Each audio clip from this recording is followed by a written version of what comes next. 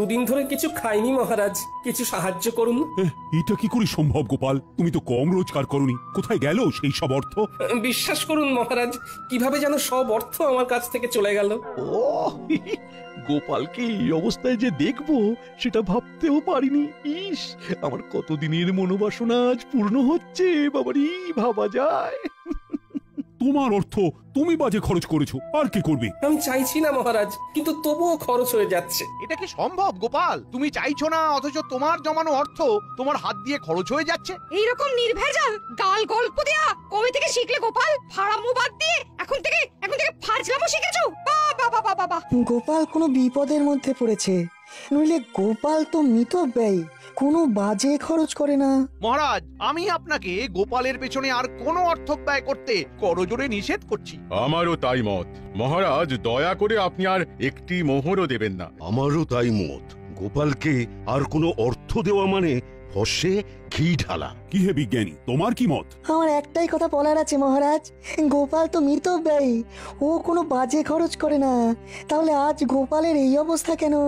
গোপালের জীবনে কি এমন ঘটনা ঘটলো যাতে গোপাল এই অবস্থায় নেমে এলো? মতিভ্রম বলে একটা কথা আছে, জানো তো বিজ্ঞানী? দূর করে দিন মহারাজ, দূর করে দিন। যাও গোপাল যাও, তুমি বরং বাড়ি যাও, আবার তোমার পুরনো ব্যবসা নিয়ে হাটে মাঠে বসো। আমি আর তোমাকে কোনো সাহায্য করতে পারবো না। যাও, আর দাঁড়িয়ে থেকো না। তাহলে আপনি আর সাহায্য করবেন না? না গোপাল, আমার সব সভাসদেরাই তোমাকে সাহায্য করার বিরুদ্ধে। আমি তাদের বিরুদ্ধে গিয়ে তোমাকে তো সাহায্য করতে পারবো না।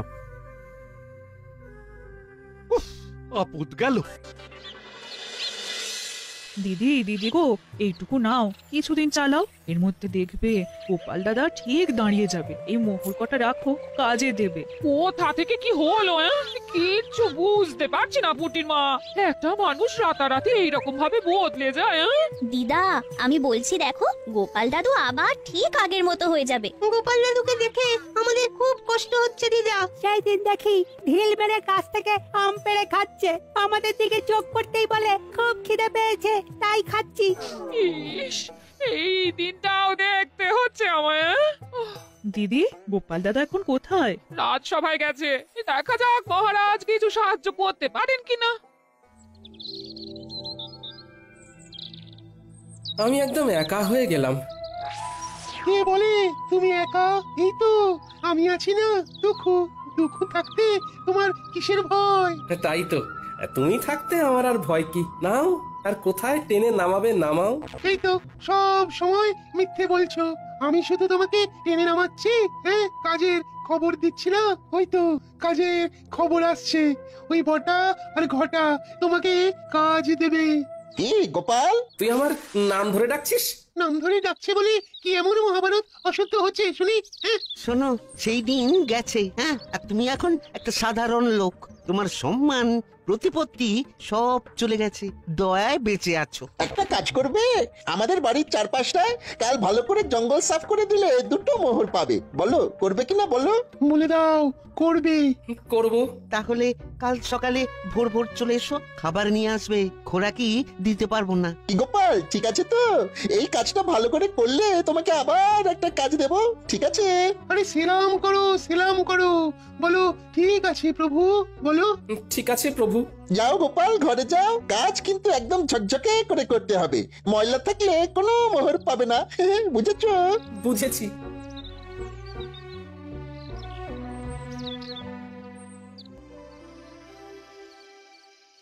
মহারাজ, এই কি শুনছি? কি শুনলে তুমি যে এত উত্তেজিত হয়ে আমার কাছে এলে? দাসের মুখে শুনলাম গোপাল নাকি আপনার কাছে এসেছিল সাহায্যের জন্য। হ্যাঁ এসেছিল, আমি সাহায্য করিনি, কারণ আমার সভাসদেরা সবাই গোপালকে সাহায্য দেবার বিপক্ষে ছিল। গোপালের এই ভাগ্য বিপর্যয়ে আপনি ওর পাশে দাঁড়ালেন না মহারাজ, অথচ আপনার যখন বিপদ ঘটেছে তখন গোপাল সবটুকু দিয়ে আপনাকে সাহায্য করেছে। ও তার জন্য বেতন পেয়েছে, আর বেতনের বিনিময়ে ও কাজ করেছে। বাহ, খুব ভালো বলেছেন মহারাজ, খুব ভালো। আমি ঈশ্বরের কাছে প্রার্থনা করব যে আর কোনোভাবেই যেন গোপালের সাহায্য আপনার না লাগে। এতদিনে একটা ঠিকঠাক কাজ হয়েছে। ওহ, তোমার তুলনা নেই রাজ্যতীশী, তোমার তুলনা নেই। জ্যোতিষ মতে গোপালের এখন 7.5 চলছে, মানে কায়দা করে ওর জীবনে দুঃখটাকে এনে দিতে হবে। এ এখন লম্বা চলবে। কৃষ্ণনগরে গোপালের সম্মান নষ্ট হবে। কতজন কত চেষ্টা করেছে, কিন্তু তুমি যা করেছো তা আমি কোনোদিনও ভুলবো না। এবার আপনি আমাকে দেখবেন, আমি আপনাকে দেখেছি। গোপালকে চিরকালের মতো সরিয়ে দিয়েছি। এবার মহারাজ একা হয়ে গেছে, তখন গোপাল ছিল, এখন গোপাল নেই। এখন দুহাতে লুটে পুটে খাবো, কেউ বলার নেই। চলো বাজারে যাই, মোহর দ্বিগুণ করে আসি। বাজারে এত রাতে? আরে রাতের বাজারই তো আসল বাজার। চলো একটা মোহর নিয়ে চলো। বাজারে আবার এসব হয় নাকি? আরে বাজারে একটা জায়গা আছে, সেখানে একটা কল আছে। একটা মোহর দিলে তোমার ভাগ্যে যদি থাকে তাহলে ওই একটা মোহর থেকে 500 মোহর হাতে চলে আসবে। এই একটা কল, নাম হলো গেড়া কল। সত্যি বলছো? আমি তোমাকে কেন মিথ্যে বলবো বলো? হ্যাঁ, কিন্তু আমার কাছে তো কিছু নেই গো দুঃখু। চলো চলো হেসেলে চলো, তোমার গিন্নি কয়েকটা মোহর পেয়েছে, ওই পুটির মা দিয়ে গেছে। তোমার গিন্নি এখন নেই, এই সুযোগ। চলো মোহরগুলো নিয়ে নাও, তোমাকে ধনী মানুষ হতে হবে। বলছো? তাহলে চলো। কোথায় রেখেছে? কুলুঙ্গিতে একটা ঘটির মধ্যে রাখা আছে।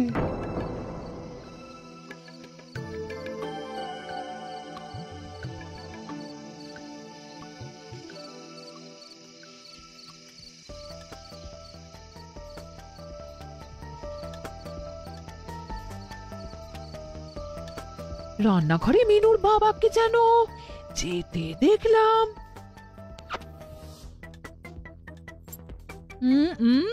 দেখি তো এখন রান্নাঘরে গিয়ে কি করছে, দেখি। হ্যাঁ, বলি হচ্ছেটা কি? আমার ঘরে শীত কাটছো? আমি যেটা বলছি সেইটা বলো। তুমি না আমার অর্ধাঙ্গিনী, তুমি তো আমার অর্ধেকটা। তুমি না আমার অর্ধাঙ্গিনী, তুমি তো অর্ধেকটা গো। থামো, আমি কোথায় খাবার জোগাড় করতে হিমশিম কাটছি আর তুমি আমার সঞ্চয় শীত কাটছো? শোনো, আমি হলাম গিয়ে তোমার গিন্নি, আমাকে ভুজুং ভাজুং দেওয়া অত সহজ নয়। দেখি গিন্নি, এইভাবে কেউ পরনের কাপড় নিয়ে টানাটানি করে? আমি তো বিকচ্ছ হয়ে যাব, আমার কাছা খুলে যাবে গিন্নি। আমার চোখকে ফাঁকি দেওয়া? ওরে বাবা, কি লজ্জাল গিন্নি গো তোমার। ট্যাঙ্ক থেকে ঠিক বার করে নিল। দুঃখু, আমি কি বলেছিলাম? এখান থেকে চলো এখন। হ্যাঁ, চলো চলো, আমার এই সব একদম ভালো লাগে না। চলো বাইরে চলো। বলি কোথায় যাওয়া হচ্ছে শুনি? বলো যেদিকে দু চোখ যায়। যেদিকে দু চোখ যায়? চলো, ছোট। এই শোনো বলছি।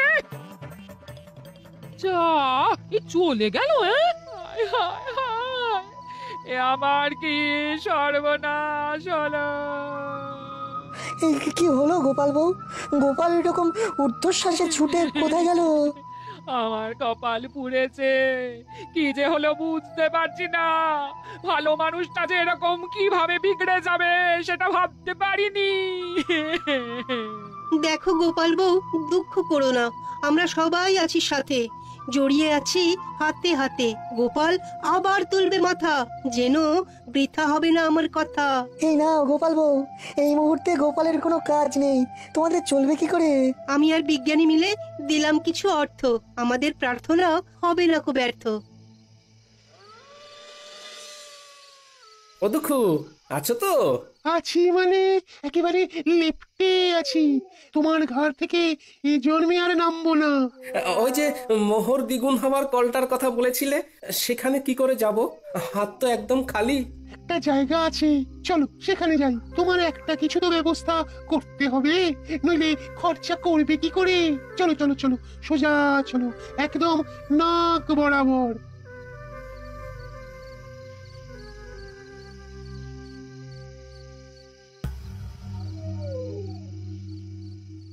কি হলো?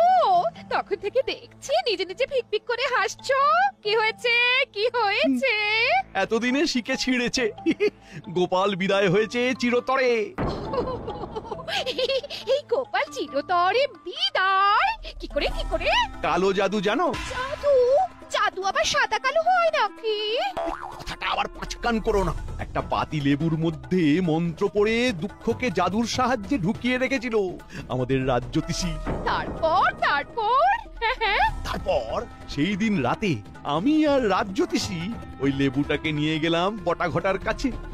ঘটার বটা, এই লেবুটা গোপালের বাড়ির দোরগোড়ায় রেখে দাও। গোপালের পায়ের চাপে যেই লেবুটা ফাটবে অমনি ওই লেবু থেকে দুঃখ গিয়ে গোপালের ঘাড়ে চাপবে। ব্যাস, গোপাল দুঃখের কোপে পড়ে সবকিছু হারাবে। 1 মাসের মধ্যে গোপাল একেবারে পথের ভিখারি হয়ে যাবে। এসব সত্যি ঘটবে তো, না আগের মতো সব ভুলভাল হবে? আমার কালো জাদুবিদ্যাকে অবিশ্বাস করো না, কাজটা করেই দেখো না, মজা পাবে। রাজকর্মচারী যদি হতে চাস তাহলে আমরা যেভাবে বলছি সেইভাবে কাজ কর। ঠিক আছে, দিন। এবার চলো, আজ রাতের মধ্যেই এটা করতে হবে। খুব ভালো সময়, আজকের পরে আবার 6 মাস পরে এই তিথি আসবে, সুতরাং বুঝতেই পারছো। পারছি। তাহলে এক্ষুনি চল, আমাদের চোখের সামনেই ঘটনাটা ঘটুক। চলুন তাহলে। তারপর হ্যাঁ, তারপর সেই অমাবস্যার রাতে আমরা 4 জন গোপালের বাড়ির কাছে এসে দাঁড়ালাম। ঠিক এই জায়গাটাতেই লেবুটা রাখো। হ্যাঁ, এখানে। সেটা না হয় রাখলাম। গোপাল দাদা না এলে তো হবে না। আরে আমরা এসেছি কি করতে? ওকে দেখে বাইরে বার করবো, তোমরা দেখে যাও খালি খেলাটা। তোরা তোদের কাজটা কর, নে নে রেখে আয়। রেখে এসে লুকিয়ে পড়ো। মন্ত্রীমশাই আপনিও লুকিয়ে পড়ুন। আর হ্যাঁ বটা, লম্ফটা আমার হাতে দিয়ে যাও। এইখানে লেবুটা রাখলাম। গোপাল, ও গোপাল, একটু বাইরে এসো না। কে? আরে আমি রাজ্যতীষী। তোমার সাথে একটা খুব জরুরি প্রয়োজন আছে, একবার বাইরে এসো না গোপাল। ও বাবা, এত রাতে রাজ্যতীষী? আসছি।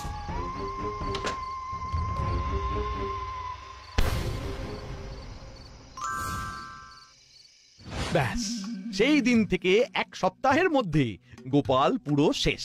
আর গোপালের শেষ মানে আমার শুরু। এবার দেখো কিভাবে আমার সঞ্চয় বৃদ্ধি করব। প্রথমেই তোমাকে 7 নলি একটা হার দেব, বুঝেছো? সত্যি বলছো? সত্যি সত্যি সত্যি, এই 3 সত্যি। ওই দেখো গোপাল, একটা পাথর পড়ে আছে, দেখতে পাচ্ছো? অন্ধকারে কিছু দেখতে পাচ্ছি না, তুমি আমাকে নিয়ে চলো। এই যে এই পাথরটা, এই পাথরটাকে ঠেলো ঠেলো ঠেলো। এগুলো কি? গর্তের মধ্যে এগুলো কি? এগুলো সব তোমার। নতুন করে খরচা করতে শুরু করো। বস্তাটাকে তুলে নাও, তুলে নাও। হ্যাঁ, তারপর রাতের বাজারে চলো। ওই গেঁড়া কলে মোহর দেবে, আর মোহর দ্বিগুণ হয়ে যাবে। সুযোগ এসেছে দুকুকে ঘাট থেকে নামানো। একটা সোনার মোহর গর্তে ফেলে দিই। কি গো গোপাল, হলো? এই রে দুঃখু ভাই, বস্তা থেকে একটা সোনার মোহর গর্তের মধ্যে পড়ে গেল। দুঃখু ভাই, গর্তের মধ্য থেকে সোনার মোহরটা তুলে দেবে? এ বাবা, ভালো করে ধরতেও পারো না। দাঁড়াও দেখছি। কি শান্তি! অবশেষে দুঃখ নামলো ঘাট থেকে। এবার শান্তি শান্তি, মহা শান্তি।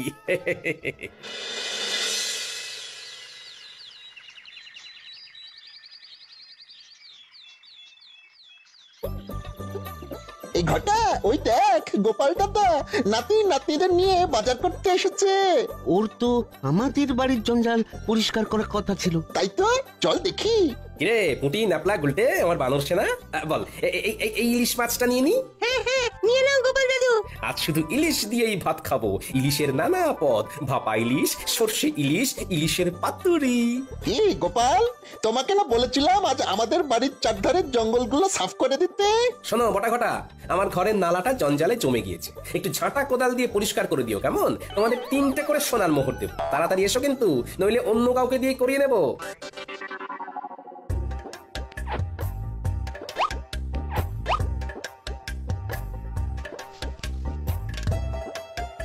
চল রে মানুষ না, আরো কত কি কেনার আছে, চল চল চল চল চল মন্ত্রী মশাইকে খবর দিয়ে আসি। আয় আয় আয় আয় আয় কাকা, আয় বগা, আয় আয় আয় আয়। মন্ত্রী মশাই, কাকা বকা ছাড়ুন। ঘটনাটা যা ঘটার তা ঘটে গিয়েছে। কি হয়েছেটা কি? গোপাল ইলিশ মাছ কিনছে। কি হলো? এই হিসেবটা তো মিলছে না। তোরা তোরা ঠিক দেখেছিস তো? আগে কথা বলেছি। এই তো আবার তোমাকে নিজের জায়গায় দেখতে পেয়ে খুব ভালো লাগছে। তা কি হয়েছিল গোপাল? বুদ্ধিতে এর কোনো ব্যাখ্যা নেই বিজ্ঞানী। একদিন রাতে রাজ্যোতিষীর গলার আওয়াজ শুনে ঘুম থেকে উঠে বাইরে বেরোতেই পায়ের নিচে একটা লেবু পড়ে গেল, আর সাথে সাথে আমার ঘাড়ে একটা ভারী কি যেন একটা এসে বসে পড়লো। তারপর আর কিচ্ছু জানি না, বুঝলে। এখন কেমন লাগছে ঘর? হালকা ফাঁকা, নাইকো ভার। আরে কাল রাতে ঘাড় থেকে দুখুকে নামিয়ে দিলাম, ব্যাস। বিষয়টা একটু খুলে বলো তো গোপাল। বলছি।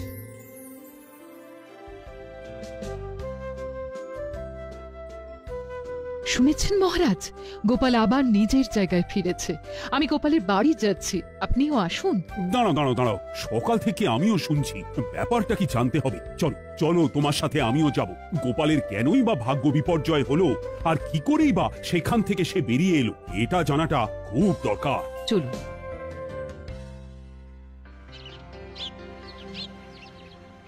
এবার বুঝলে তো?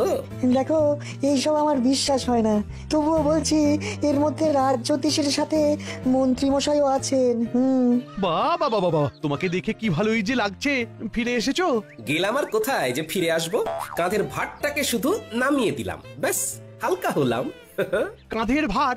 কাঁধে কিরকম ভার ছিল তোমার? কই গো গোপাল, তোমাকে দেখি। আমি কি বলেছিলাম, গোপাল ঠিক নিজের জায়গা ফিরে পাবে। কি ব্যাপার হয়েছিল গোপাল, আমাকে বলো। কি আর বলবো মহারাজ, আমার ঘাড়ে বসেছিল দুঃখু। সে আমাকে সব বাজে রাস্তাগুলো দেখাচ্ছিল, আমাকে কপর দক্ষিণ করে দিয়েছিল। আমি এক্ষুনি গিয়ে আবার গর্ত থেকে দুঃখুকে বার করে দিচ্ছি। আমি আমি একটু আসছি মহারাজ। একটা একটা কাজের কথা মনে পড়ে গেল হঠাৎ, আসি।